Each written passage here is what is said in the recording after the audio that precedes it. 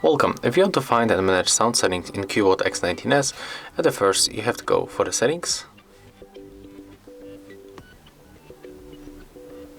Right now, let's go for the sound. As you can see here, we can adjust volume, and you can adjust them by moving this switchers on the left or the right. We can activate or deactivate vibration for calls. When you tap right here, you can customize and set up Do Not Disturb mode. Here you can change your phone ringtone. The same for the notification sound. When you go for the advanced, we can find other sounds and vibration settings, and you can adjust them by tapping on the switchers or like that. And the last one is the bass loudness, so we can increase volume booster for your speaker.